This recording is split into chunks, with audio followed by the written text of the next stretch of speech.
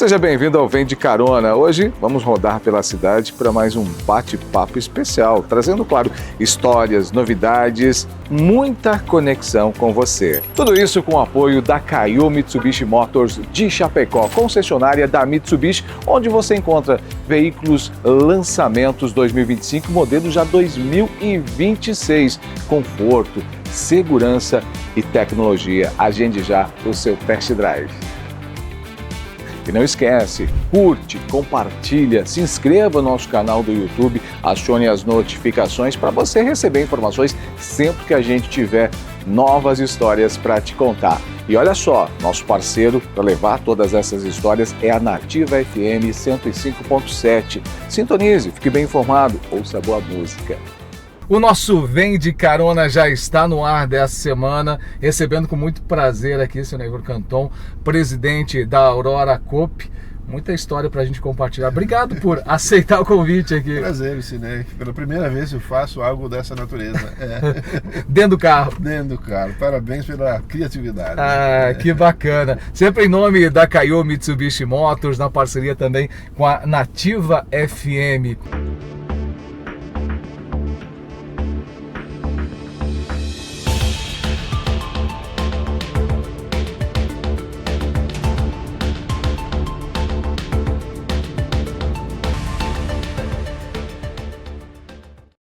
Presidente, para quem a gente sempre traz aqui convidados para contar um pouco da sua história, da sua trajetória, o senhor que é natural de Ipumirim, né? Ipumirim, exatamente, minha terra natal, aonde nasci, vivi a minha infância, a minha juventude e ainda hoje tenho vínculos com a cidade bastante fortes, né? Eu pude servir aquela cidade como vice-prefeito, depois como prefeito municipal.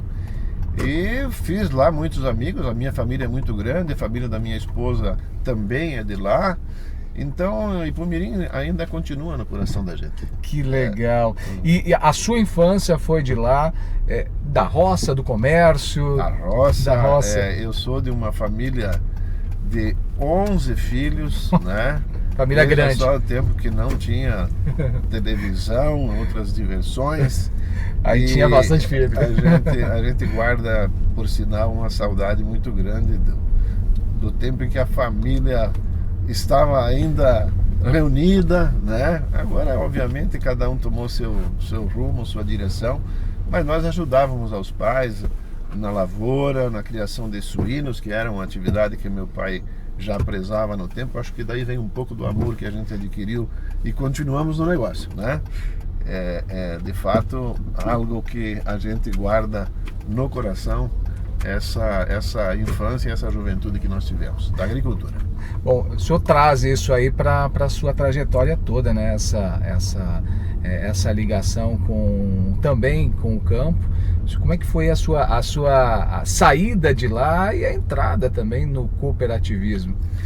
Quando eu encerrei a minha gestão na prefeitura daquele município, eu fui convidado pelo presidente da cooperativa Copérdia, que tem sede em Concórdia e tinha área de atuação em Ipumirim, para que eu pudesse contribuir na diretoria da cooperativa.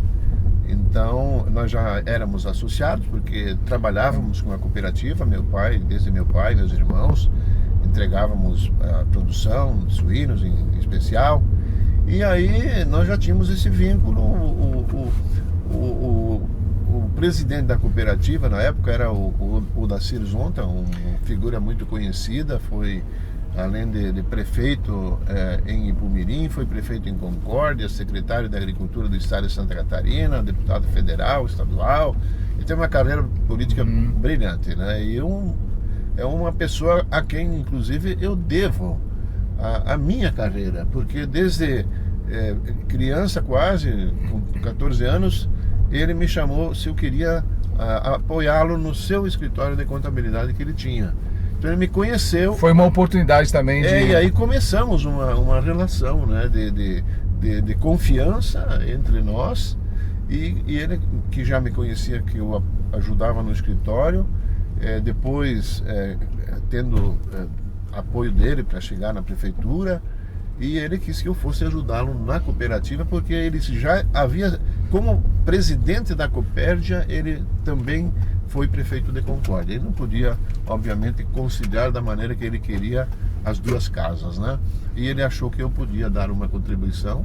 Fui eu lá para a cooperativa, já fui como diretor da área operacional.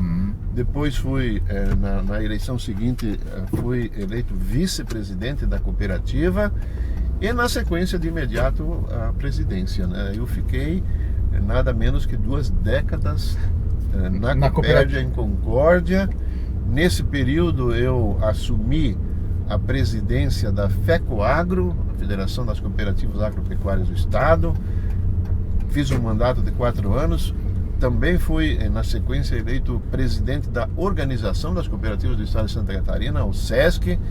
E antes de findar esse mandato na OSESC, encerrei a minha gestão como presidente da Copérdia e fui convidado a compor na diretoria eleita da Cooperativa Central Aurora Alimentos. Aí que começou a minha história na Aurora. Então, emendando as 2 décadas de Copérdia com agora quase 2 décadas de Aurora. Quase 40 anos de cooperativismo. Exato. Bom, a gente acabou pulando um pequeno trecho aqui da sua trajetória.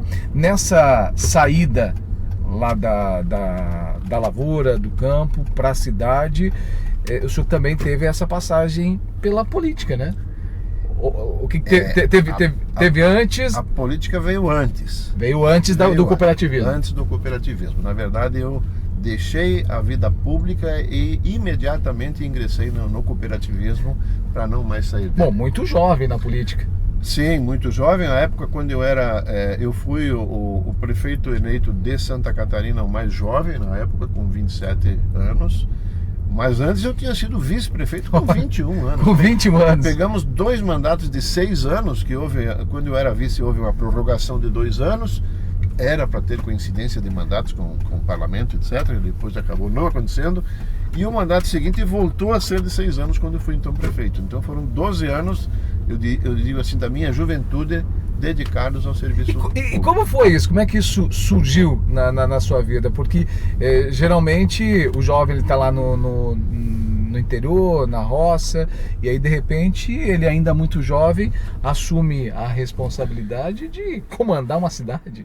Na prática, eu acho que contou muito esse convívio que eu tive desde os 14 anos. Eu tive um contato muito intenso através de um escritório de contabilidade, que era do Zonta, que já me referi. E aí eu conhecia praticamente todos os empresários do município. E os empresários da cidade e do interior do município, inclusive, entenderam que eu merecia essa confiança, né?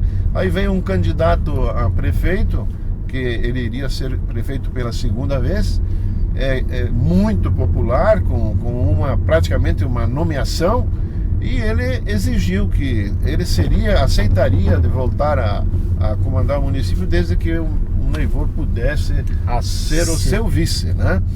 Então, foi inclusive convencer os meus pais antes mesmo de me convencer. Para poder entrar nesse meio. Então, o que eu sei que isso possivelmente também de alguma forma te ajudou no processo seguinte do cooperativismo, mas o que o senhor leva desse período de serviço público? Olha, Cine, eu vou te dizer, eu acho que é uma experiência que eu desejaria para todas as pessoas que pudessem ter uma passagem pela vida pública, para aprender de fato o relacionamento com as pessoas, o que é na verdade um órgão público, especialmente uma prefeitura, a sua finalidade e como ela deve ser direcionada a serviço da população, né? Então eu agradeço muito por ter tido essa oportunidade, porque eu acho que foi uma das melhores escolas. Eu não servi exército, não fiz coisas que muitos fazem e trazem herança positiva daquilo, né? Mas a minha passagem pela vida pública foi, eu diria, uma universidade que eu acabei fazendo, né? Qual o maior desafio nesses 40 anos de cooperativismo? A gente sabe que o modelo cooperativista ele é muito importante, é consolidado já há bastante tempo, se entende como um modelo consolidado.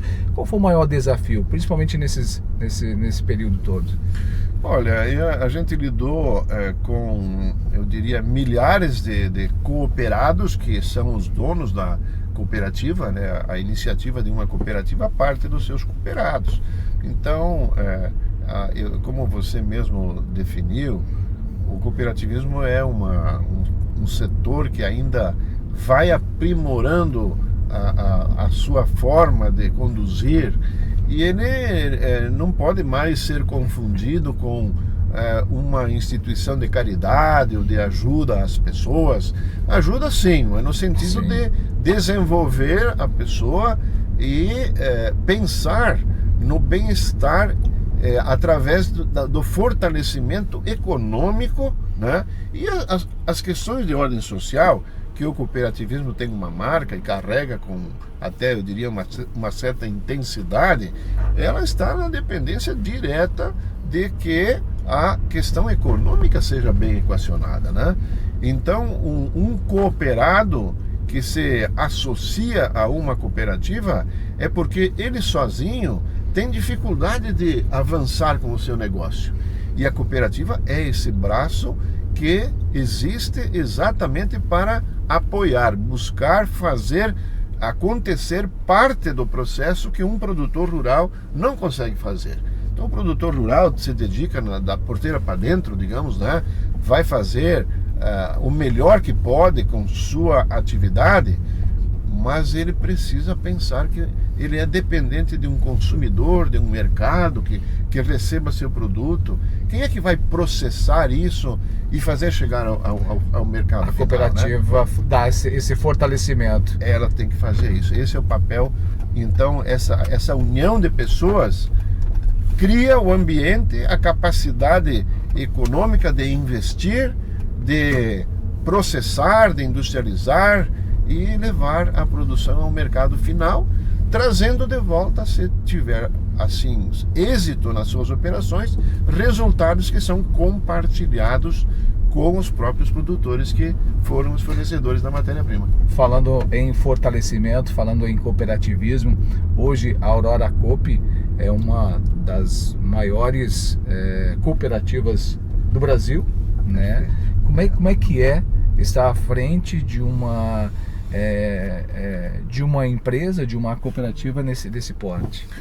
Zirei, a verdade é assim, a Cooperativa Central Aurora Alimentos, a Aurora Coop, é uma sociedade hoje composta por 14 cooperativas singulares. Então ela é uma central e ela é propriedade de 14 cooperativas. E essas cooperativas têm os seus... E as cooperativas, cada uma delas tem um quadro de cooperados, os seus associados. Então, o produtor rural, ele não é associado da Aurora. Ele é associado da sua cooperativa lá na base, que por sua vez o representa perante a cooperativa central. Entendi. Então assim é que é constituído, né? Nós chamamos de cooperativas singulares e cooperativa central. Então nós somos uma sociedade de cooperativas, uma cooperativa de segundo grau. A gente falou aqui de modelo consolidado, né? As cooperativas. A Aurora Coop é um modelo que tem uma referência, né? Tem crescido muito. Os números estão aí expostos, são números significativos hoje a nível de Brasil, né? Olha, um faturamento de 2024 de 24,9 bilhões de reais, né?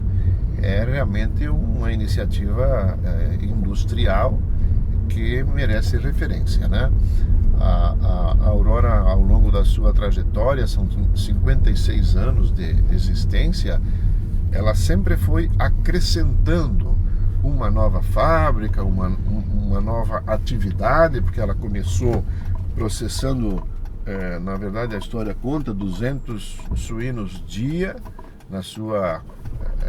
no seu início, E ao longo de 50 e poucos anos, hoje ela processa 35 mil suínos dia. Nossa. Em diversas fábricas.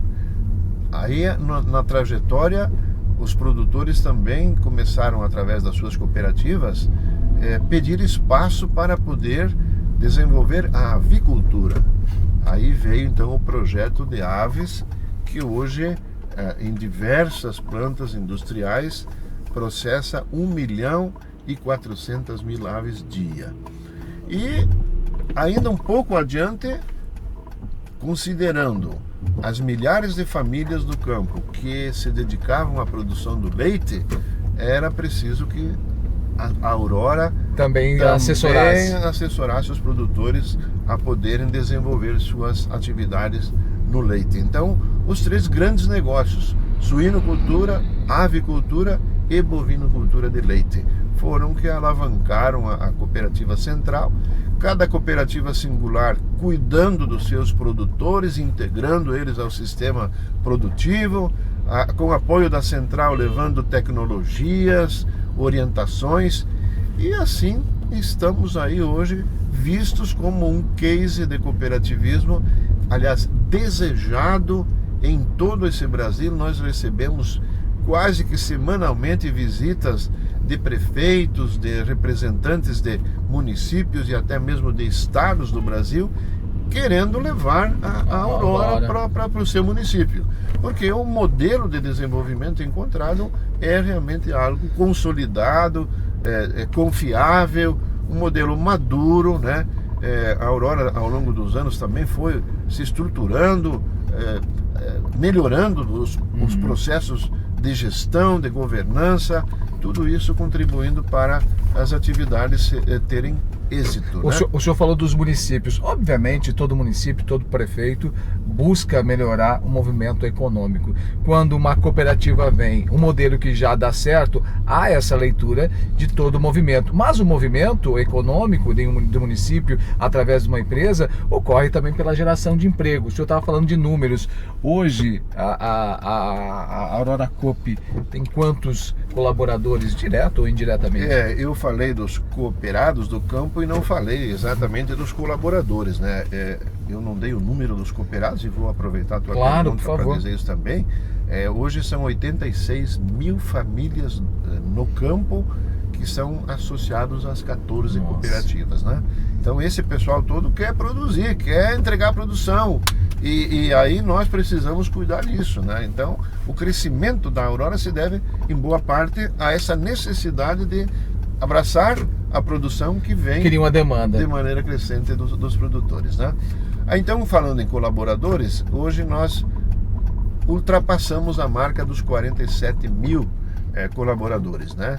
Todos com carteira assinada, contribuindo, pensando no seu futuro, no futuro da sua família, atendendo todas as normas legais, obviamente, né? Não se pode hoje imaginar um vínculo de emprego diferente disso. Claro. E hoje o tema que está na mesa e que até é um fator condicionante para ampliação de negócios é a disponibilidade de mão de obra. É a maior dificuldade hoje.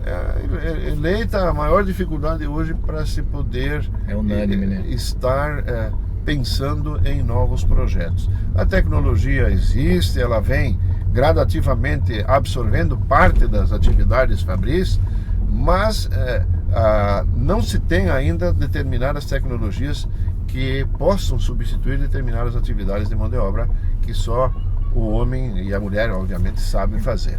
Então, eu penso que essa chegada de muitos estrangeiros que está ocorrendo, né? Nós começamos recebendo levas muito grandes de haitianos, senegaleses, né? Depois, na sequência, começou o episódio da Venezuela, que expulsou muita gente de lá, continua essa dificuldade. Então, abrigamos aqui milhares de venezuelanos na região toda, dá para se dizer em todo o Brasil, praticamente, né? E ainda algumas outras procedências, nacionalidades em menor escala, né? Hoje as unidades da Aurora Coopi, elas estão centralizadas na região sul do Brasil ou em outras regiões também? As plantas industriais estão distribuídas em maior intensidade em Santa Catarina, em segundo lugar o Rio Grande do Sul, em terceiro lugar o Paraná e o Mato Grosso do Sul. Mato Grosso também. Plantas de suínos, de aves. Os lácteos nós estamos produzindo só em Santa Catarina com fábrica, né? Por que essa distribuição de fábricas? Porque elas estão exatamente próximas à localização dos cooperados das cooperativas filiadas. Entendi. Então a logística precisa atender a este requisito, né? Você não pode situar plantas industriais em regiões onde não exista a produção, não teria lógica. Como o senhor falou, né? Essas mais de 80 mil famílias são o que geram a demanda para que a... Perfeito. Então, as cooperativas aqui de Santa Catarina estenderam suas áreas de atuação para o Rio Grande do Sul, em diversas regiões, onde a Aurora consentiu também de fazer investimentos. Veja que nós temos no Rio Grande do Sul planta industrial de suínos em Sarandi, em Erechim, plantas de aves em Erechim e Tapejara. Então hoje nós no Rio Grande do Sul temos 5 plantas industriais frigoríficas. Temos 2 no Paraná, uma de suínos e uma de frangos, uma de suínos em São Gabriel do Oeste, no Mato Grosso do Sul, e as demais plantas, o grande número de plantas está em Santa Catarina, entre as quais a de São Miguel do Oeste. Que bacana. E eu sei também que, bom, a gente teria muita história para contar e principalmente falar de novos projetos aí, principalmente no que diz respeito à cooperativa, mas eu quero te agradecer imensamente por aceitar o convite e gostaria que o senhor deixasse alguma mensagem para quem empreende, para quem tem uma visão um pouco de mente aberta para empreender, para olhar para os negócios, para olhar para o ambiente econômico da sua região. O objetivo aqui é sempre contar histórias, inspirar, mas também fazer com que as pessoas se conectem com as histórias e o trabalho das pessoas. Perfeito. Eu quero dizer que estamos sempre atentos a melhorias em nossos negócios, né? Nossas plantas industriais estão também sempre passando por uma análise de viabilidade. Em São Miguel do Oeste nós temos uma planta que foi uma das primeiras adquiridas pela Aurora, ainda chamava-se Peperi, né? Guarda-se essa marca que está nos nossos produtos, né? E que está na iminência também de receber ampliações, melhorias, investimentos para propiciar o acesso ao serviço que essas plantas prestam a mais produtores rurais. Então nós deveremos nos próximos anos assistir um crescimento da atividade da suinocultura em especial, preenchendo alguns espaços que ainda existem, não são muitos, né? A produção está já bastante intensa na região, tem as questões de ordem sanitária muitas vezes que limitam, né, essa produção, esse crescimento, mas regiões como São Miguel do Oeste são regiões promissoras que ainda vão assistir o cooperativismo e o papel do sistema Aurora, propiciando muitas alegrias a este povo. Grandes oportunidades. Grandes oportunidades. Muito obrigado, presidente, pela oportunidade. Pela conversa, pelas informações, por compartilhar um pouco também da sua trajetória de vida, é sempre muito importante. Se você gostou, curta, compartilhe. Se você não segue a gente, siga aí nas redes sociais, se inscreva no nosso canal do YouTube também. Toda semana a gente traz um convidado aqui para contar história e para compartilhar histórias. Como eu sempre digo, histórias que conectam as pessoas. Então, vem de carona toda semana em nome da Kaiô Mitsubishi Motors e também na parceria com a Nativa FM.